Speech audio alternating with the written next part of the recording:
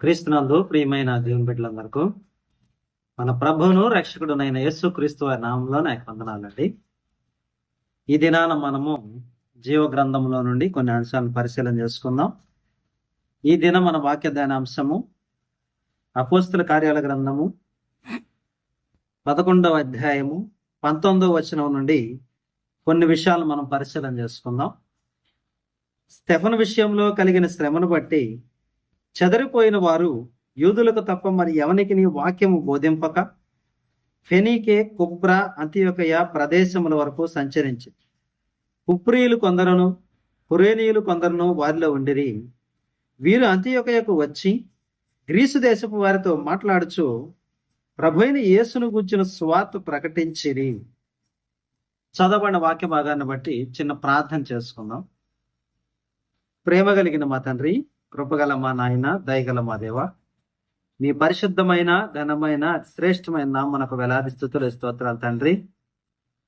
ఇటు సాయంత్రకాల సమయంలో తండ్రి మీ యొక్క సత్యవాక్యమును మేము ధ్యానించుకొని చూడగా ప్రభా, మీ యొక్క వాక్యంలో ఉన్న మర్మమును తండ్రి పరిశుద్ధాత్మ దేవుని ద్వారా మాకు అందించి ఇదిగోనైనా వాక్యంలో ఉన్న మర్మమును మాకు బోధించడానికి సహాయం చేయండి. మరి ముఖ్యంగా తండ్రి మీ చిత్తమైతే ప్రభా, ఇదిగోనైనా విన్న వాక్యమును బట్టి తండ్రి మేము స్థిరపడటానికి నిలబడటానికి కావలసిన రుజువులను తండ్రి వాక్యంలో నుండి తండ్రి ఇదిగోనైనా మేము పరిశీలించడానికి మాకు సహాయం దయచేయమని, సమస్త మహిమ ఘనత ప్రభావాలు మీరు మాత్రమే పొందుకోమని మా ప్రభువును ప్రియరక్షకుడునైనా యేసు క్రీస్తు వారి అతి శ్రేష్టమైన నామంలో అడిగి వేడుకొంచు ప్రార్థిస్తున్నా తండ్రి, ఆమేన్. అందరికీ వందనాలండి. చదవబడిన వాక్య భాగాన్ని ఒకసారి మనం పరిశీలన చేసుకుంటే, మనం గత వారం మాట్లాడుకున్నట్టుగా మరి అపోస్తలుల బోధలో మందిర వ్యవస్థ లేదు.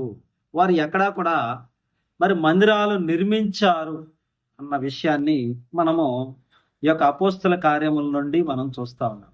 అయితే ఇక్కడ మనం ఆలోచించవలసింది, మరి అపోస్తలుడైన పౌలు వారు ఏ విధంగా సంఘములను స్థాపించారు, ఎవరెవరితో కలిసి స్థాపించారు అని గనక మనం ఆలోచన చేయగలిగితే ఈ యొక్క లేఖనాన్ని బట్టి స్టెఫను విషయంలో మరి ఏ యొక్క అపోస్తలుడైతే చెదరిపోయారో వాళ్ళంతా కూడా అనేక ప్రాంతాలకు వెళ్ళి వాళ్ళు సువార్త ప్రకటిస్తూ ఉన్నారు. ఈ సువార్త ప్రకటించే క్రమంలో ఇక్కడ బర్నబా గారిని మనం చూస్తాం. బర్నబా గారు పౌలు గారిని ఆయన కలిసి ఒక సంవత్సరం అంతా కూడా వీళ్ళు మరి పరిచర్య చేసినట్టుగా, సంఘములో ఉన్నట్టుగా, సంఘాన్ని స్థాపించినట్టుగా మనం చూస్తా ఉన్నాం. కానీ ఇక్కడ కూడా పౌలు గారి పరిచర్యల్లో కూడా మనం ఎక్కడా కూడా దేవుని మందిరము కడుతున్నట్టుగా మనము చూడట్లేదు. అందుకనే మనం ఒకసారి అదే అపోస్తల కార్యాల గ్రంథము 11వ అధ్యాయము 26వ వచనం కనుక చూస్తే, వారు కలిసి ఒక సంవత్సరం అంతయు సంఘములో ఉండి బహుజనులకు వాక్యమును బోధించిరి. మొట్టమొదట అంతియొకయలో శిష్యులు క్రైస్తవులు అనబడేది. క్రైస్తవులు ఎక్కడ ఉన్నారు ఈ దినాన అంటే, వాళ్ళు ఇంటనున్న సంఘమున ఉన్నట్టుగా మనం చూస్తా ఉన్నాం. కానీ ఎక్కడా కూడా యెరూషలేము మందిరంలో కానీ సమాజ మందిరములో కానీ ఉన్నట్లుగా మనము చూడట్లేదు. ఇది మనము జాగ్రత్తగా వాక్యాన్ని పరిశీలించి తెలుసుకోవాలి. ఇంకా మనము అదే అపోస్తల కార్యాల గ్రంథము 18వ అధ్యాయం కనుక మనం చూసుకున్నట్లయితే, అటు తరువాత పౌలు ఏథెన్సు నుండి బయలుదేరి కొరింథునకు వచ్చి పొంతు వంశీయుడైన అకులాను ఒక యూదుని అతని భార్య అయిన ప్రిస్కిల్లను కనుగొని వారి యొద్దకు వెళ్ళాను. ఇక పౌలు గారి పరిచర్యలో ఆయన ఏథెన్సు నుండి బయలుదేరి కొరింథీ సంఘానికి వచ్చేటప్పటికే పొంతు వంశీయుడైన అకులాను ఒక యూదుడు ఆయన భార్య అయిన ప్రిస్కిల్లాను కనుగొన్నాడు అనమాట. యూదులందరూ రోమా విడిచి వెళ్ళిపోవాలని క్లౌదియా చక్రవర్తి ఆజ్ఞాపించినందున వారు ఇటలీ నుండి క్రొత్తగా వచ్చిన వారు వృత్తికి డేరాలు కుట్టువారు. పౌలు అదే వృత్తి గలవాడు గనక వారితో కాపురమండెను. వారు కలిసి పని చేయుచుండిరి. అతడు ప్రతి విశ్రాంతి దినమున సమాజ మందిరములో తర్కించుచు యూదులను గ్రీసు దేశస్థులను ఒప్పించుచు నుండెను. ఇక్కడ మనం చూసుకున్నట్లయితే పౌలు గారు అకుల ప్రిస్కిల్ల అనే వారి ఇంట చేరి ఇక్కడ కూడా ఒక సంఘాన్ని ఆయన ఏర్పరిచినట్టుగా మనం చూస్తా ఉన్నాం. ఈ సంఘం ఎక్కడ ఉన్నది అంటే అకుల ప్రిస్కిల్ల ఇంట ఉన్న సంఘము అని మనము చదువుతాము. ఎందుకంటే జీవ గ్రంథములో ఆయన ఏం చేస్తా ఉన్నాడంటే ప్రతి విశ్రాంతి దినాన సమాజ మందిరములో తర్కిస్తున్నాడు, యూదులను గ్రీసు దేశస్థులను ఒప్పిస్తా ఉన్నాడు. అంటే ఆయనకు డ్యూటీ ఏంటంటే మరి పౌలు గారికి ఇచ్చిన పరిచర్యల్లో భాగంగా ఇంట ఉండి ఆ ఇంట సంఘాన్ని ఆయన ఏర్పరుస్తూ సమాజ మందిరం ఎప్పుడైతే ఉంటుందో అప్పుడు సమాజ మందిరంలోనికి వెళ్ళి, అంటే సబ్బాతు దినాన ఆయన సమాజ మందిరానికి వెళ్ళి ఆ యొక్క గ్రీసు దేశస్థులని ఈ యొక్క లేఖనాలను చూపించి ఒప్పిస్తున్నట్టుగా మనము చూస్తూ ఉన్నాము. ఒకసారి మనము రోమిలకు రాసిన పత్రిక 16వ అధ్యాయము 3 నుండి గనక మనం చదువుకున్నట్లయితే ఈ విషయాలు మనకు తెలుస్తాయి. క్రీస్తు యేసునందు నా జత పనివారైన ప్రిస్కిల్లకును అకులకును నా వందనములు చెప్పుడి, వారు నా ప్రాణము కొరకు తమ ప్రాణములను ఇచ్చుటకైనను తెగించింది, మరియు వారి ఇంట ఉన్న సంఘమునకును వందనములు చెప్పుడి. నేను మాత్రము కాదు, అన్ని జనుల్లోని సంఘముల వారందరూ వీరికి కృతజ్ఞులై ఉన్నారు.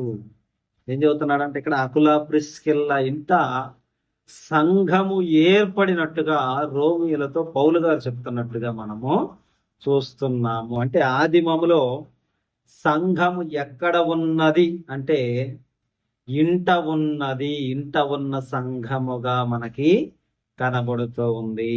దీన్ని మనము జాగ్రత్తగా పరిశీలించాలి. అంటే మందిర వ్యవస్థ అనేది ఈ యొక్క సబ్బాతు దినం వారి వరకే ఆగిపోయింది, కానీ ఈ యొక్క క్రైస్తవులకు మాత్రము ఇంట ఉన్న సంఘాలు అని మాత్రమే బైబిల్లో చెప్పబడుతున్నట్టుగా మనం చూస్తా ఉన్నాం. ఈరోజు మరి అనేక రకములైన బోధకులు ఇంట్లో ఉంటే సంఘం కాదని, ఇదిగో మేం కట్టిందే మరి మందిరం అని చెప్పేసి వారికి ఇష్టం వచ్చినట్టుగా మాట్లాడుతూ ఉన్నారు. కాబట్టి మనము కూడా బైబిల్ నుండి వారికి సమాధానం చెప్పవలసిన అవసరం ఉన్నది. ఎందుకంటే ఒక తప్పుడు వార్త అనేది ప్రజల్లోనికి వెళ్ళినప్పుడు వారి యొక్క ఆలోచనలు కూడా ఎలాగ ఉంటాయి అంటే తప్పుడు విధానంలోనే ఆలోచించే పరిస్థితి వస్తుంది. ఎందుకంటే ఈరోజు క్రైస్తవులు అనబడిన వాళ్ళు, విశ్వాసులు అనబడిన వాళ్ళు ఈ యొక్క పరిచర్య విభాగంలో, అంటే పాస్టర్లను ఎన్నుకునే విధానంలో కూడా వాళ్ళు ఇష్టం వచ్చిన రీతిగా వారు ప్రవర్తిస్తూ ఉన్నారు. మరి ముఖ్యంగా ఇదిగో ఫలానా చర్చ్ అంటే మాది ఫలానా చర్చ్ అని చెప్పేసి, ఫలానా మందిరం అని చెప్పేసి వాళ్ళు పోటీ పడతా వారి వారి యొక్క అయ్యగారులను, వారి వారి యొక్క పాస్టర్లను గొప్ప చేసుకోవటం అనేది మనం చూస్తూ ఉన్నాం. కానీ ఇక్కడ లేఖనాలు కనుక మనం పరిశీలన చేస్తే ఇక్కడ ఎక్కడా కూడా ఒకరిని ఒకరు గొప్ప చేసుకున్నట్టుగా లేదండి. వారు ఇంట ఉంటూ ఉన్నారు, అది స్త్రీలు కానీ పురుషులు కానీ దేవుణ్ణి ఆరాధిస్తూ ఉన్నారు, దేవుణ్ణే వాళ్ళు పరిచర్య చేస్తూ ఉన్నారు, ప్రకటిస్తూ ఉన్నారు అన్నది మనము ఆలోచన చేస్తూ ఉన్నాము. ఎప్పుడైతే ఆయన ఏథెన్స్ నుండి బయలుదేరి కొరింథనుకు వచ్చాడో అప్పుడు ఇటలీల నుండి ఈ యొక్క అకుల ప్రిస్కిల్లా గారు వచ్చినట్టుగా వారి ఇంట కూడా సంఘము ఏర్పడినట్లుగా మనం చూస్తా ఉన్నాం. అక్కడ బర్నబాతో గారితో కలిసినప్పుడు అంతియోకియలో సంఘము ఏర్పడినట్లుగా మనం చూస్తా ఉన్నాం. అలాగనే తిమోతి గారిని కలిసినప్పుడు వారి ఇంట ఉండి, తిమోతి గారి తల్లి ఏమో యూదురాలు, ఆయనకు తండ్రి ఏమో గ్రీసు దేశస్థుడు. ఈ విధంగా ఆయన తిమోతి గారిని తీసుకొని గ్రీసు దేశస్థుడైన కారణాన ఆ యొక్క ప్రజలు ఏమనరు, ఆ యొక్క ప్రజలు మరి స్వీకరిస్తారు అనే విధానంతో తిమోతి గారిని వెంట పెట్టుకొని పరిచర్య చేసి ఆ యొక్క ఇంట సంఘాలు స్థాపించినట్లుగా మనం చూస్తా ఉన్నాము. కాబట్టి ఈ వాక్యాలన్నీ కూడా మనం పరిశీలన చేయాలి. పరిశీలన చేయకుండా ఇదిగో ఎవరు పడితే ఏది పడితే అది బోధించారు కాబట్టి దానిని మేము స్వీకరిస్తాము అంటే మరి సత్యము మనకి బాగా దూరముగా ఉన్నది అన్న ఆలోచన మనము చేయాలి. అలాగనే మరి రోమిలకు రాసిన పత్రిక 16వ అధ్యాయము 21 నుండి మనం చూడగలిగితే నా జత పనివాడకు తిమోతి, నా బంధువులకు లూకియా, యాసోను, సోసిపత్రు అను వారును మీకు వందనములు చెప్పుచున్నారు. ఈ పత్రిక వ్రాసిన తెత్తియు అను నేను ప్రభువునందు మీకు వందనములు చేయుచున్నాను. నాకును యావత్ సంఘమునకును ఆతిథ్యమిచ్చు గాయు మీకు వందనములు చెప్పుచున్నాడు. ఏంటంటే ఇక్కడ కూడా మనం చూస్తా ఉన్నాం, గాయు సంఘానికి ఆతిథ్యం ఇస్తూ ఉన్నాడు. అంటే గాయి ఇంట్లో సంఘము ఉన్నది అన్న మాటను మనము అర్థం చేసుకోవాలి. అంటే పౌలు గారి పరిచర్యలో కూడా ఎక్కడా కూడా మందిరాలు కట్టినట్టుగా, ఇదిగో ఈ మందిరంలోనికి మీరంతా రావాలి అన్నట్లుగా మనం చూడట్లేదు, కానీ ఆయన ఇంట ఉన్న సంఘాలను గురించి బోధిస్తున్నట్టుగా మనము చూస్తా ఉన్నాము. ఈ గాయి ఎవరు అంటే కొరింథీ సంఘ వాస్తవ్యుడు అనమాట. క్రిస్పునకు గారు కూడా సమాజ మందిరములో ఒక ప్రధాన అధికారి అనమాట. ఆయన కూడా సమాజ మందిరంలో ఉండవలసిన ఆయన పౌలు గారి బోధలో స్థిరపడి సమాజ మందిరములో నుండి, ఆయన ఇల్లు కూడా సమాజ మందిరానికి ఆనుకొని ఉంటుందని, ఆనుకొని ఉన్న ఇంట్లో ఆయన సంఘాన్ని ప్రారంభం చేశాడు అని చెప్పేసి మనకి లేఖనాలు అనేవి బోధిస్తూ ఉన్నవి. అంటే క్రిస్పు గారి ఇంట్లో కూడా ఒక సంఘం ఉన్నది, క్రీస్తు సంఘం ఉన్నది అన్నది మనము అర్థం చేసుకోవాలి. గాయి గారింట్లో కూడా ఒక క్రీస్తు సంఘం ఉన్నది అన్నది మనం అర్థం చేసుకోవాలి. ఈ విధంగా మనం బైబిల్ని పరిశీలించగలిగితే బైబిలు మరి అపోస్తుల కార్యాలు మొదలుకొని ప్రకటన గ్రంథం వరకు కూడా ఎక్కడ మనకి మందిర వ్యవస్థ అనేది మనకి కనిపించదు. ఒకసారి మనము మరికొన్ని లేఖనాలు కనుక పరిశీలించినట్లయితే, కొలస్సీలకు రాసిన పత్రిక 4వ అధ్యాయము 14 నుండి మనం చదువుకుందాం. కొలస్సీలకు రాసిన పత్రిక 4వ అధ్యాయము 14వ వచనం. లూకాను ప్రియుడైన వైద్యుడును దేమాయు మీకు వందనములు చెప్పుచున్నారు. లవోదికయలో ఉన్న సహోదరులకును నుంఫాకును వారి ఇంట ఉన్న సంఘమునకును వందనములు చెప్పుడి. ఈ పత్రిక మీరు చదివించుకున్న తరువాత లవోదికయ వారి సంఘములోను చదివించుడి. లవోదికయకు వ్రాసి పంపిన పత్రికను మీరును చదివించుకొనుడి. ఏమంటున్నాడంటే ఇక్కడ లవోదికయలో ఉన్న సహోదరులకును నుంఫాకును వారి ఇంట ఉన్న సంఘమునకును. ఈరోజు క్రీస్తు ప్రభు వారి సంఘం ఎక్కడ ఉన్నది అంటే ఇంట ఉన్నది అన్నది మనం అర్థం చేసుకోవాలి. ఇక్కడ ఇంట తప్ప వారు ఏ మందిరాల్లో లేరు, సమాజ మందిరాల్లో కూడా వారు లేరు. ఎందుకని మనం గత వారం మాట్లాడుకున్నట్టుగా, మొదటి భాగంలో మాట్లాడుకున్నట్టుగా సమాజ మందిరాల్లో వీళ్ళు బోధిస్తున్నారు కానీ, యెరూషలేము మందిరములో వీరు బోధిస్తున్నారు కానీ, ఆ యొక్క సమాజ మందిర ఆచారము గాని, అంటే సబ్బాతు ఆచారము గాని, మిగిలిన ఆచారాలు గాని వీరు పాటించట్లేదు. అక్కడ క్రీస్తు ప్రభువు వారిని పరిచయం చేయడానికి వెళ్తూ ఉన్నారు. ఇది మనం ఆలోచన చేయాలి. అందుకనే సమాజ మందిరపు అధికారైన క్రిస్పు గారు కూడా ఏం చేశాడు, తన ఇంట సంఘాన్ని ఆయన ప్రారంభించుకున్నట్లుగా మనము చూస్తా ఉన్నాం. ఇక్కడ లవోదికలో కూడా ఏమంటున్నాడంట, ఇంట ఉన్న సంఘము అని చెప్పేసి ఆయన బోధిస్తూ ఉన్నాడు. కాబట్టి జీవ గ్రంథములో మనం పరిశీలిస్తే ఈరోజు క్రైస్తవులము అనబడిన మనకు ఎటువంటి మందిర వ్యవస్థ లేదు. మనం అన్నీ కూడా ఇంట ఉన్న సంఘములే, క్రీస్తు సంఘములే అన్నది మనం అర్థం చేసుకోవాలి. అందుకే రోమా 16:16 కూడా పౌలు గారు ఏమంటున్నారు, క్రీస్తు సంఘములన్నీ మీకు వందనములు చెప్పుచున్నవి. మరే సంఘము కూడా మనకి బైబిల్లో కనబడట్లేదు. ఎవరైతే క్రీస్తు వారి పేరట, క్రీస్తు వారి రక్తములో కడగబడి నీతిమంతునిగా, పరిశుద్ధునిగా ఆయన మారుతూ ఉన్నాడో, ఆయన క్రీస్తు సంఘ సభ్యుడవుతున్నాడు. ఆ ప్రాంతంలో క్రీస్తు సంఘము అనేది ప్రారంభమవుతుంది. ఇది మనం అర్థం చేసుకోవాలి.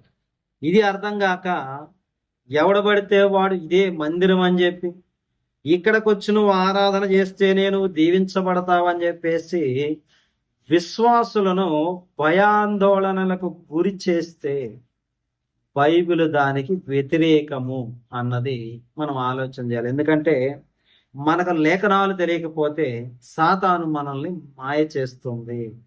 ఈ విషయాన్ని పరిశీలించాలి. ఇదంతా కూడా సాతాను మాయ. ఎందుకంటే బైబిల్ ఒకలాగుంది, సాతాను బోధకులు ఒకలాగా బోధిస్తా ఉన్నారు. దీన్ని మనం విభజించుకోవాలి. ఒకసారి మనం ప్రశ్నించాలి, నువ్వు చెప్పిన మాట మరి బైబిల్లో ఉందా? అపోస్తుల బోధన చెప్తున్నావు కదా, అపోస్తుల విశ్వాస ప్రమాణం అని చెప్తున్నావు కదా, అపోస్తుల సహవాసంలో మేము ఉన్నాము అని చెప్తున్నావు కదా, మరి అపోస్తులు ఏ మందిరంలో దేవుణ్ణి ఆరాధించారు అన్న ప్రశ్న విశ్వాసులు తమ తమ పాస్టర్లను తమ తమ బోధకులను అడగవలసిన వారై ఉన్నారు. ఎందుకంటే అడగకపోతే నీకు జ్ఞానం రాదు బైబిల్లోని. కాబట్టి ఈ ప్రశ్నలన్నీ నీ పాస్టర్ గారిని నీ బోధకుడిని నువ్వు అడగాలి. ఎక్కడ ఉంది ఒక వచనం చూయించు అని చెప్పేసి నువ్వు ప్రశ్నించే స్థాయికి, ప్రశ్నించే జ్ఞానాన్ని నువ్వు సంపాదించుకోవాలి. ఒకసారి మనము ఫిలెమోనుకు వ్రాసిన పత్రిక 1వ అధ్యాయము 1 నుండి 3 వచనాలు చదువుకున్నాం. క్రీస్తు యేసు ఖైదీ అయిన పౌలును, సహోదరుడైన తిమోతియును, మా ప్రియుడును జత పనివాడునైన ఫిలెమోనుకును, మన సహోదరి అయిన అప్పియకును, తోడి యోధుడైన అర్కిప్పకును, నీ ఇంట ఉన్న సంఘమునకును శుభమని చెప్పి వ్రాయునది. ఇక్కడ ఏం చెబుతున్నాడంట? ఇక్కడ కూడా సంఘము ఇంట ఉన్నది అన్న మాటే మాట్లాడుతూ ఉన్నాడు. ఒక తిమోతి గారిని తీసుకొని వచ్చిన, ఒక క్రిస్పు గారిని తీసుకొని వచ్చిన, ఒక గాయు గారిని తీసుకొని వచ్చిన సంఘము అనేది ఎక్కడ ఉన్నది అంటే ఇంట ఉన్నది. మనం అదే కదా చూస్తా ఉన్నాం. పేతురు గారు చర్మకారుని ఇంట బస చేసినప్పుడు ఆయన అక్కడ సంఘం స్థాపించాడు. కొర్నేలి గారి ఇంట ఉన్నప్పుడు ఆయన అక్కడ సంఘాన్ని స్థాపించాడు. ఆదిమ సంఘాన్ని చూసినప్పుడు వాళ్ళు ఇంటింటా రొట్టె విరిచారు, సమాజ మందిరంలోకి వెళ్ళేనేమో బోధ చేశారు, యేసే క్రీస్తుని వాళ్ళు నిరూపించారు. ఇంట ఉన్న సంఘాలనేమో ఆరాధన చేసినట్లుగా మనము చూస్తా ఉన్నాము. కాబట్టి ఈ విషయాలన్నింటినీ మనం పరిశీలన చేయాలి. ఒక పేతురు గారి బోధలో కానీ మందిర వ్యవస్థ కనపడట్లేదు, ఒక పౌలు గారి బోధలో మనకు మందిర వ్యవస్థ కనపడట్లేదు. మరి అటువంటిది ఈ యొక్క దుర్బోధకులు మరి ఏ విధంగా ఇదే మందిరం అని చెప్పేసి, ఇదిగో పలానా డిజైన్తో మేము కడుతున్నాము, చాలా పెద్ద మందిరం కడుతున్నాము, మీరు అందరికి